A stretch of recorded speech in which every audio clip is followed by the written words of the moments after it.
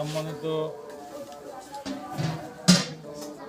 স্থানীয় জামাত নেতৃবৃন্দ, সুধীবৃন্দ, আমার মুরব্বী বৃন্দ, আমার স্থানীয় ভাই বন্ধুরা, ছোট্টমণি কচিকাচা, আপনারা দীর্ঘক্ষণ আলোচনা শুনছিলেন উঠান বৈঠকে। আমি বেশি আলোচনা করতে চাই না, কারণ এর আগে যে আলোচনাগুলো হলো এই সবই আমারই কথা। আমার কথাগুলোই ওনারা ভালো বিস্তারিতভাবে বলছেন। আমি আপনাদের সাথে খোলামেলা একটু মত বিনিময় করতে চাই। আমি কিন্তু নির্বাচনে প্রার্থী হই নাই, আমাকে প্রার্থী করা হয়েছে। যারা আমরা জামাত ইসলামী করি, আমরা একটা পবিত্র আয়াতে কারিমা আল্লাহকে হাজির নাজির জেনে তেলাওয়াত করি, কালিমা শাহাদত করি, বায়াত হই, মানে শপথ গ্রহণ করি।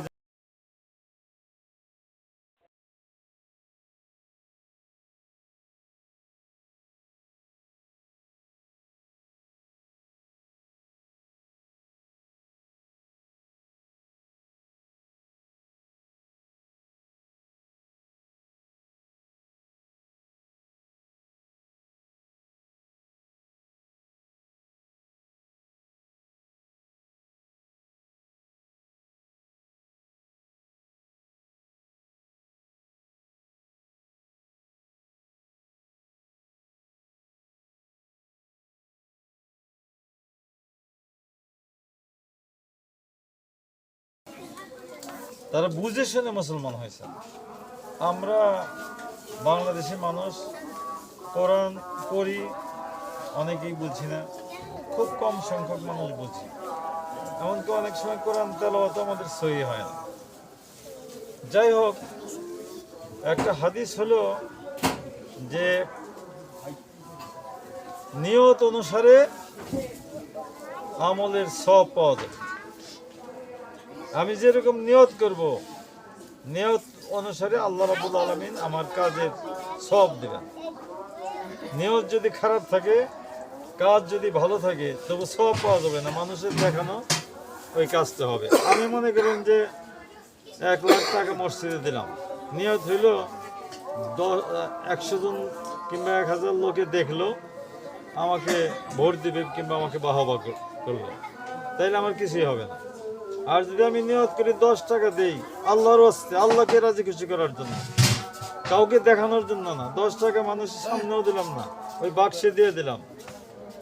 একজন গরিব মেহনতি মানুষ সারাদিন রিক্সা চালাইছে, কিছু টাকা পাইছে, চাল ডাল কিনে আনছে, ওই তার থেকে আবার 10টা টাকা মসজিদে আল্লাহর নামে দিয়ে দিছে, ওই সব অনেক বেশি। তা আমরা নিয়ত করেছি আমাদের সমস্ত কাজ হবে আল্লাহর জন্য, আল্লাহকে রাজি খুশি করার জন্য। মুসলমানদের গোটা জিন্দেগি হইল বন্দেগী।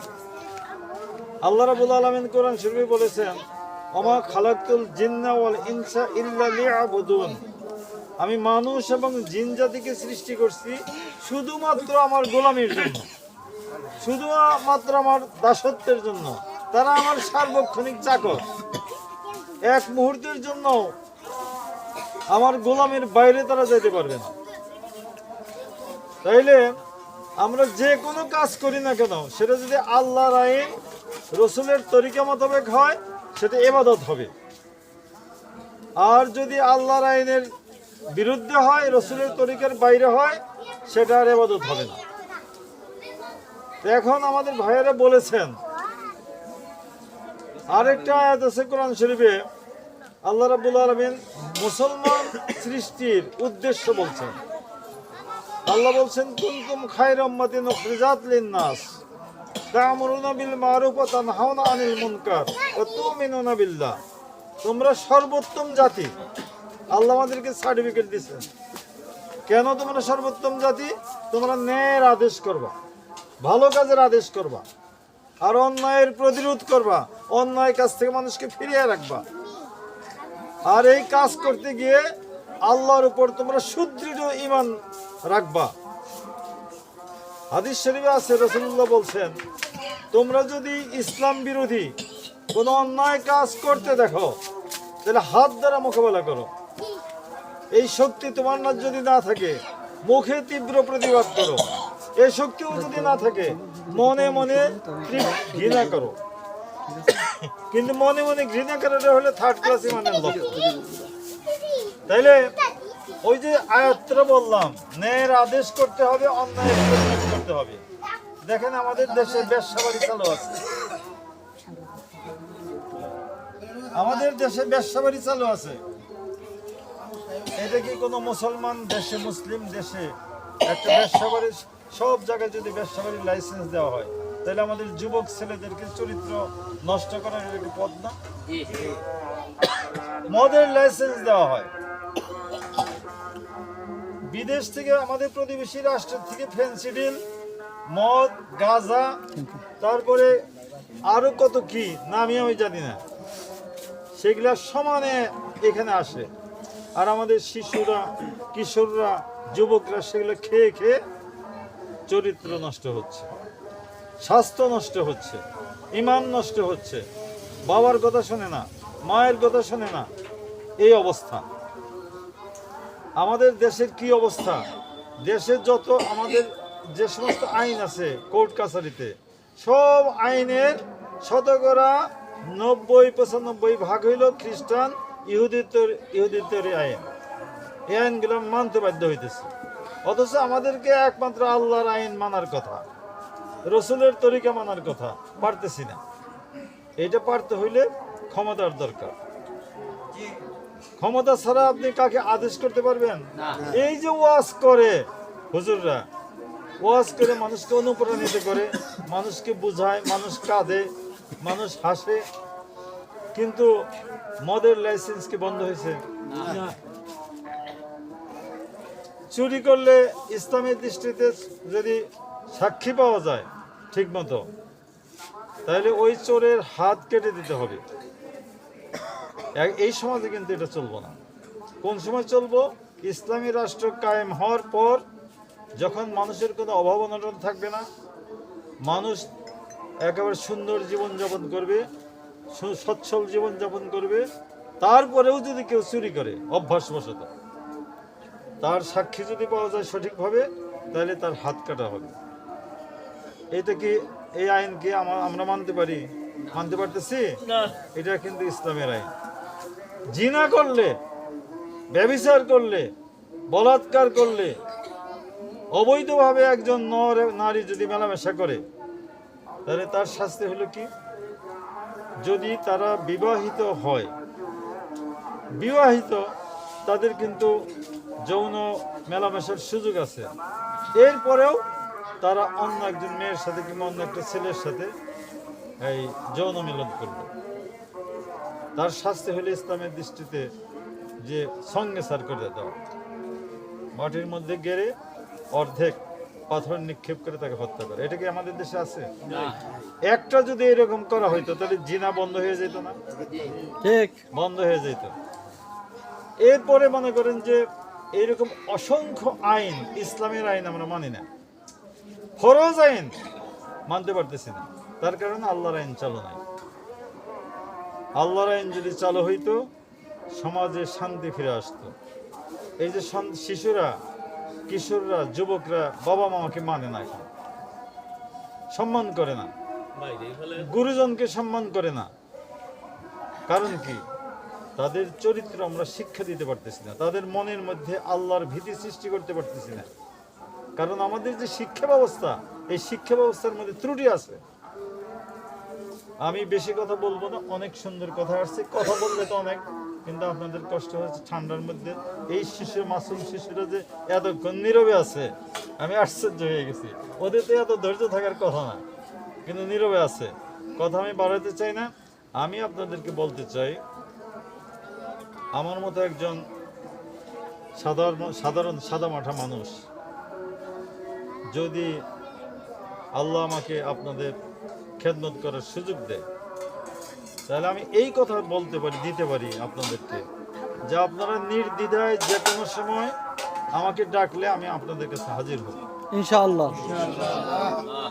আপনাদের অভাব অভিযোগ, আপনাদের দুঃখ বেদনা, আপনাদের দাবি আমি এসে এসে শুনবো এবং তার যতটুকু সাধ্য আল্লাহর রহমতে ফয়সলা করার চেষ্টা করব ইনশাআল্লাহ। আমি এই এলাকায় ঘুরেছি, সেই যমুনা নদীর ওপার পর্যন্ত গিয়েছি। এই এলাকার সবচেয়ে বড় সমস্যা আমার কাছে লাগছে রাস্তাঘাট।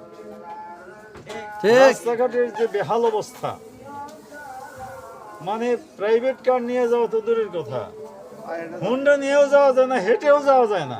ঠিক। এই রাস্তাঘাটের সংস্কার 54 বছরেও হয় না এই এলাকায়। এই রাস্তাঘাট সংস্কার করতে হবে। আমি ওনাদেরকে বলছি, আমার সব বন্ধু বান্ধব সঙ্গীদের, যে এলাকায় কি কি সমস্যা আছে এগুলো চিহ্নিত করেন। আমরা কিন্তু ক্ষমতায় যাই নাই কোনোদিন, তারপরেও আমরা কিন্তু এই রাস্তাঘাট মানে এই কালভার্ট পুল কোন জায়গায় কোনটা, নদী ভাঙন কোথায় কি সমস্যা, এগুলো আমরা নোট করে আমাদের কেন্দ্রে পাঠিয়ে দিচ্ছি। কেন্দ্র সচিবদের মাধ্যমে সরকারি সহযোগিতায় আমাদেরকে কিছু কিছু সহযোগিতা ইউএনের মাধ্যমে, ইউএনও সবের মাধ্যমে আমরা সংস্কার করেছি। এই যে এই রাস্তাটা টাঙ্গাইল থেকে মানে এলেঙ্গার থেকে আপনাদের পটল পর্যন্ত, এই রাস্তাটা কত ভাঙন ছিল, গাড়ি ঘোড়া চলতে খুব অসুবিধা হইতো। এই মামুন সাহেব বললো যে এটা কী করা যায়, তা আমরা ইউএনও সাহেবকে বললাম। ইউএনও সাহেব বললো যে আমার ফান্ড নাই। তারপরে তিনি ওই জেলায় দরকার অনুরোধ করে রাস্তাটা সংস্কার করছেন। ঠিক। এইরকম টাঙ্গাইল জেলায় আমরা আল্লাহর রহমতে বহু রাস্তা সংস্কারের ব্যবস্থা করেছি। আমাদের তো ক্ষমতা নাই, আমাদেরকে অনুরোধ করতে হয়েছে। আর আমাদের হাতে যদি ক্ষমতা থাকতো তাহলে এগুলো সংস্কার করতে কাউকে অনুরোধ করতে হইতো না। এই জন্য ক্ষমতার দরকার আছে। তো আমি কথা বাড়াবো না। মা বোনদের, এই যে আমাদের দেশের মা বোন, আমাদের সমাজের অধিকাংশ মা বোন তারা মানে কষ্ট করে জীবনযাপন করে, তাদের সামাজিক মর্যাদা অনেক ক্ষেত্রে কম, তাদেরকে মানে সবসময় অনেক কথাবার্তা শুনতে হয়, নীরবে মুখ বুজে তারা সহ্য করে, সংসারেরও কাজ করে, ঘরেরও কাজ করে, বাইরেরও কাজ করে, তবু তারা সম্মান পায় না। ইসলামী শাসন যদি থাকতো তাহলে মা বোনরা শুধু পুরুষের সমান সম্মান পাইত না, তার চেয়ে বেশি সম্মান পাইত। ঠিক। রাসূলুল্লাহ সাল্লাল্লাহু আলাইহি ওয়াসাল্লামের সময়, ইসলামের যখন সোনালী যুগ ছিল, তখন মা বোনদের কত বড় মর্যাদা ছিল, ইতিহাস বলার তো এখন সময় নাই, বললে বুঝতে পারতাম। আমি মা বোনদের সম্পর্কে বলবো, আমাদের প্ল্যান আছে যে মা বোনেরা যারা শিক্ষিত তারা তাদের যোগ্যতা অনুসারে বিভিন্ন চাকরি বাকরি করবে, তারা রাষ্ট্রীয় পর্যায়ে পর্যন্ত দায়িত্ব পালন করতে পারবে। শিক্ষকতা তাদের একটা ভালো পেশা, এগুলো করতে পারবে। ইসলামী সমাজ ব্যবস্থা হলে সুদ ভিত্তিক অর্থনীতি থাকবে না, ব্যাংক থাকবে না, ব্যাংক হবে সব ইসলামী ব্যাংক। সেই ব্যাংক গরিব মানুষদেরকে লোন দিবে, কর্জা দিবে, কোনো সুদ দিবে না। ঠিক। আমার এই ব্যবস্থা ইনশাল্লাহ করবো ইনশাআল্লাহ। আর এই মহিলারা যারা অল্প শিক্ষিত, স্বল্প শিক্ষিত কিংবা নিরক্ষর, তারা কি করবে? তাদের জন্য আমরা কুটির শিল্পের ব্যবস্থা করব। ঘরে বসে তারা এটা বানাবে, সেটা বানাবে, এই বানিয়ে স্বামীদের মাধ্যমে বিক্রি করে সংসারে আয় বৃদ্ধি করবে। এবং এই জন্য ইসলামী ব্যাংকে আমরা ব্যবহার করব। ইসলামী ব্যাংক আরেকটা পরিকল্পনা নিয়েছে আমাদের নেতৃবৃন্দ, যে সমস্ত যুবক অশিক্ষিত কিংবা নিরক্ষর, তারা তো মনে করেন যে সমাজের বোঝা, বাপে খেদানো মায়ে দাঁড়ানো, তাদেরকে কেউ দেখতে পারে না, তারাও আনইজি ফিল করে, তারা অনেক ক্ষেত্রে অবৈধ কাজকর্ম করে, বিশৃঙ্খলা সমাজের সৃষ্টি করে। তাদেরকে সামাজিক করতে হইলে তাদের মর্যাদা বৃদ্ধি করতে হইলে তাদের কাজ দিতে হবে। এই জন্য আমরা প্ল্যান করেছি, আমরা যদি আল্লাহর রহমতে আপনাদের সেবা করার সুযোগ পাই, তাহলে তাদের প্রত্যেককে 10 লাখ করে টাকা দিয়ে তাদের কাজ করার সুযোগ করে দেওয়া হবে এবং কোনো সুদ নেওয়া হবে না সেই টাকা। ইনশাআল্লাহ। এইসব প্ল্যান আমাদের আছে। এই কিছুদিনের মধ্যে পরিপূর্ণ প্ল্যান বাস্তবায়ন হয়ে আমরা ম্যানিফেস্টোটা জনগণের কাছে ঘোষণা করব। আগামীকালই আমাদের কেন্দ্রীয় মজলিসের বৈঠক আছে। যাই হোক, আমি আপনাদের আর কষ্ট দিবেন, আমার খারাপ লাগতেছে যে আপনারা শীতের মধ্যে বসে আছেন। আপনারা দয়া করে আমাদেরকে সহযোগিতা করেন, আমাদেরকে দোয়া করেন, আমাদেরকে এগিয়ে দেন। আমাদেরকে কখনো দেখেন নাই, আমাদেরকে আপনারা একটু সুযোগ দেন দেখার। প্রচলিত একটা কথা আছে যে লঙ্কা যায় সেই রাক্ষস হয়। আমাদের সম্পর্কেও এই ধারণা মানুষে দিতে পারে, আর ভালো ভালো কথা তো বলতে পারেন, গেলে পরেই আপনারা ওই রকমই হবেন, এরকম কথা আছে। শোনেন, আমাদের যারা নেতৃত্বে আসছে, যারা এমপি ইলেকশনে আসছে আমাদের, তাদেরকে ইমানের অনেক প্রশিক্ষণ পার হয়ে এই পর্যায়ে আসতে হয়েছে। আপনারা গোপনে গোপনে সংবাদ নিয়ে জানেন, আমার সম্পর্কে সংবাদ নিয়ে জানেন, আমি ঘুষ খাই কিনা, আমি সুদ দেই কিনা, আমি কারো কাছে আমার এলাকায় কিংবা সব জায়গায় খবর নিয়ে জানেন। এটা আমার ব্যাপার না, শুধু যাদেরকে আমাদের করা হয়েছে তাদের সকলের চরিত্র সম্পর্কে আপনার খোঁজ খবর নিয়ে দেখতে পারেন। এটা একটা চ্যালেঞ্জ দিলাম আমি। রাসূল সাল্লাল্লাহু আলাইহি ওয়াসাল্লামের সমাজে যখন তিনি যে সমাজে জন্মেছিলেন, সেই সমাজের মানুষ ছিল অসভ্য, বর্বর। তারা মানুষ হত্যা করত বিনা কারণে। কন্যা সন্তান জন্মগ্রহণ করলে মাটিতে পুঁতে ফেলত, এটা তারা ইজ্জতের ব্যাপার মনে করত। কাবা ঘরে 360টা মূর্তি বসেছিল, এই কাবা ঘরটা তারা ন্যাংটা হইয়া উলঙ্গ হইয়া তওয়াফ করত, এটা ভালো কাজ মনে করত। ওই সমাজে রাসূলুল্লাহ বিপ্লব করলেন। কিভাবে বিপ্লব করলেন? আল্লাহ রাব্বুল আলামিন মহাগ্রন্থ আল কোরআন তার কাছে নাজিল করলেন।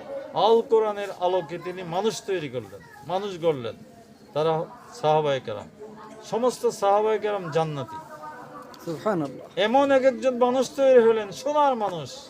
পৃথিবীর ইতিহাসে ওই ধরনের মানুষ আর নাই। এটা কোরআনের সংস্পর্শে আসার কারণে। এখনো যারা কোরআন মানে, আল্লাহকে ভয় করে, তারা খারাপ কাজ করতে পারে না। ওই কোরআনের আলোকে যদি আমরা সমাজ গড়ি, রাষ্ট্র গড়ি, সেই রাষ্ট্র হবে সোনার মদিনা ইনশাআল্লাহ। আমরা আপনাদের কাছে সেই সাহায্যটা চাই। আল্লাহ আমাদেরকে তৌফিক দিন।